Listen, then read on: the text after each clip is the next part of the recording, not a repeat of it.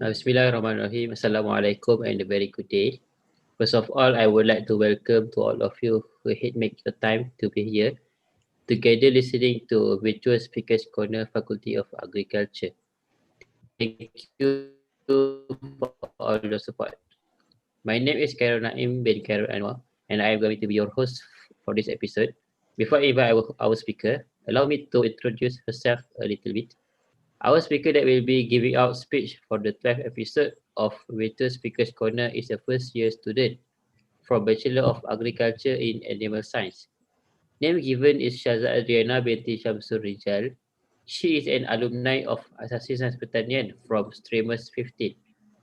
Adriana currently being appointed as head of residential block in College Representative Council of College 13. Without a further ado, today's sharing will be about uniqueness of sugar glider. So I will pass to Adriana with her speech.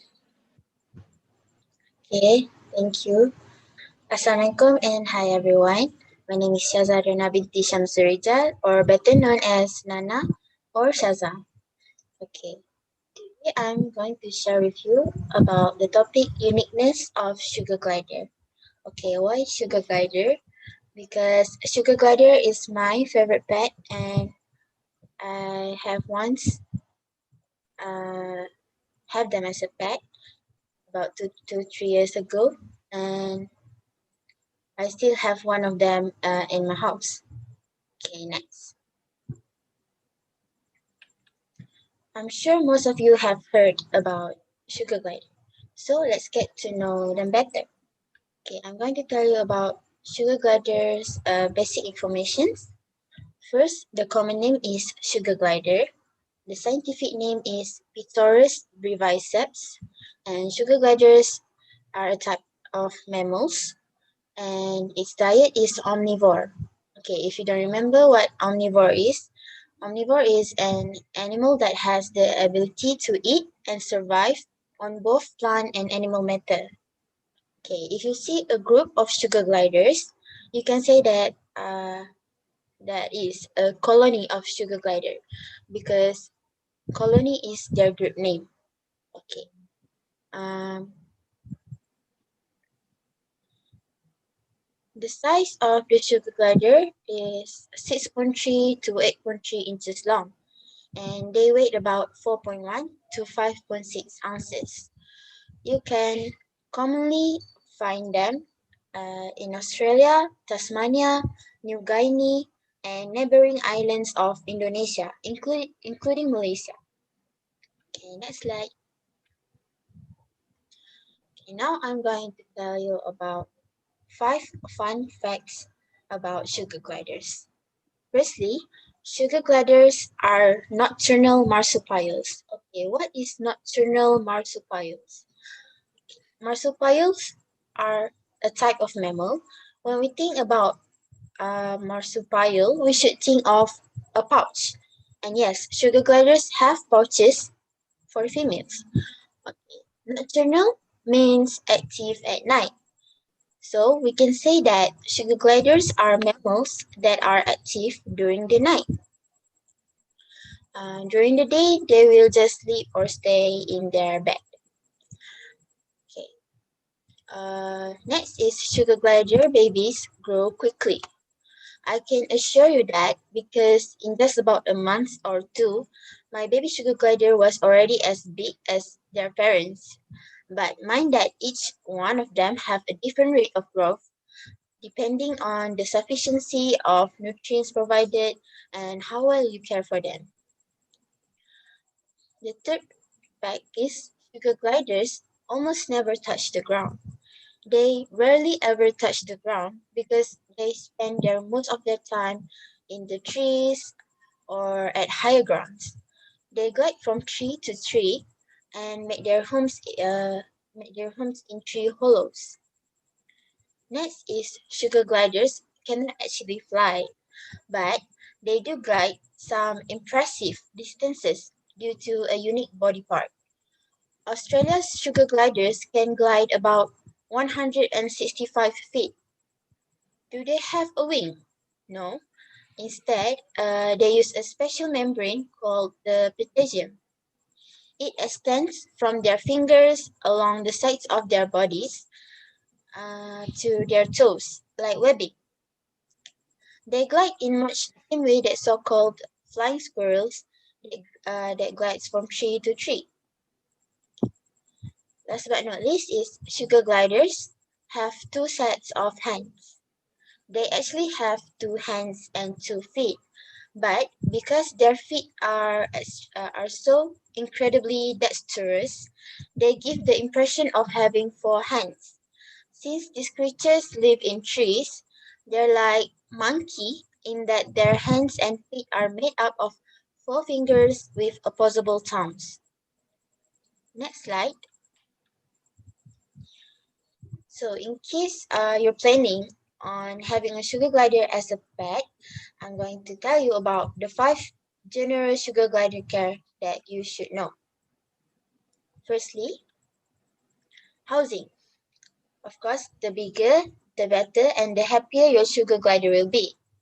The width of the cage is important because the more your sugar glider will be able to fly.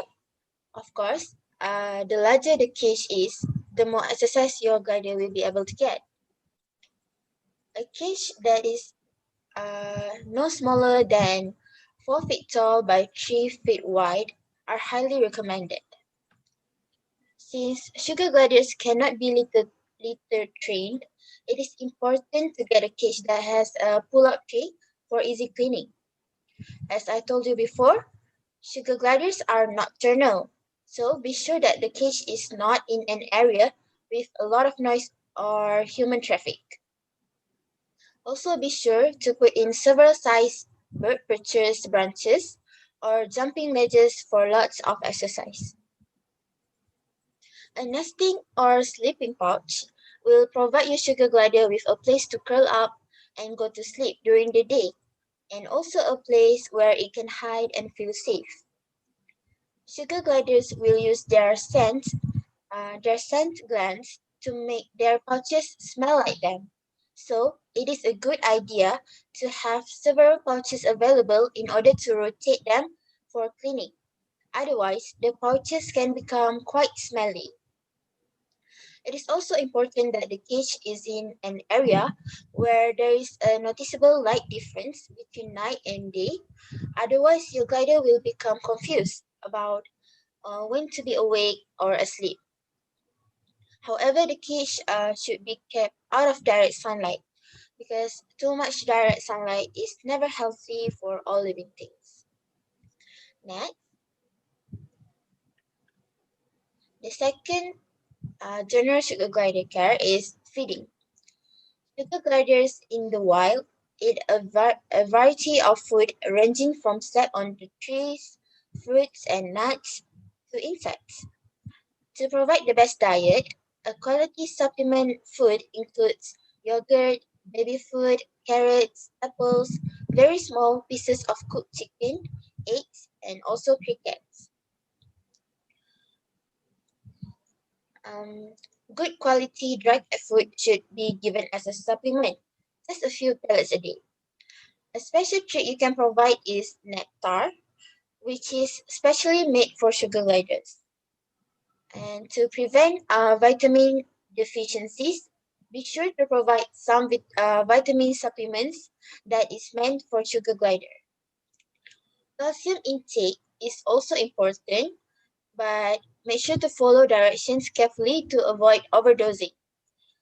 In addition, acacia gum is a good and complete source of carbohydrate that is natural and also important for sugar gliders. Next, okay, the third sugar glider care is grooming. Sugar gliders are a very good groomer. They are good groomers, so they groom themselves frequently. For those difficult nail trimmings, try fine grained sandpaper under the football and on a ramp to reduce the number of nail trimmings. If you want to trim their nails, make sure to avoid the inner pinkish part of their nails because you might be cutting off their veins and it will hurt them a lot. I'm speaking this from experience. Okay, next. Fourth sugar glider care is bonding. This is very important. Okay, if you want to have a sugar glider, if you get a sugar glider, your sugar glider will be stressed for the first 2 to 3 days after bringing it home. So allow your sugar glider to simply be in its new cage for at least the first 24 hours without trying to touch it. During the first 24 hours, you can sit in a chair near the cage and talk quite quietly to your new companion. This will help your sugar glider to get used to the sound of your voice. After the stress period of 2 to 3 days, it is advised to you to spend as much time as possible pocket training and bonding together. Pocket training is accomplished by lining your shirt pocket with a piece of fleece or pre-made fleece pocket liners and by keeping your sugar glider in your shirt pocket as much as possible. The pocket should be considered by your sugar glider as a safe place.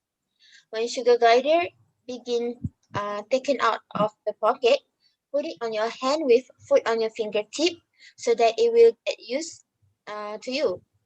If bonded correctly, soon you will have a cute and cuddly friend darting all over you and returning to your pocket for rest and security.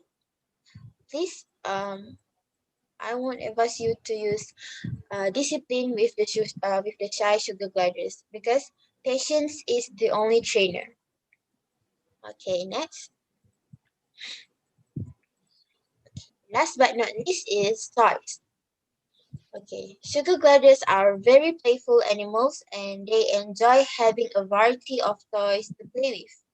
You can provide them with climbing ladders, plastic chains, or baby links for climbing, wooden chew toy, used paper towel rolls, balls with bells, and hamster ball. Hamster ball. Okay.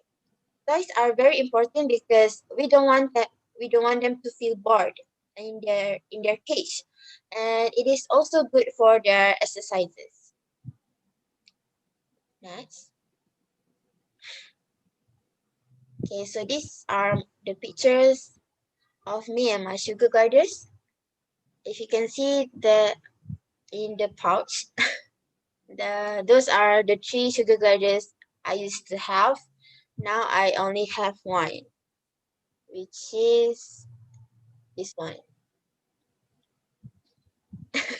the one that wears a hat. Yeah, I think that's all I'm going to share with you guys. Thank you so much for listening.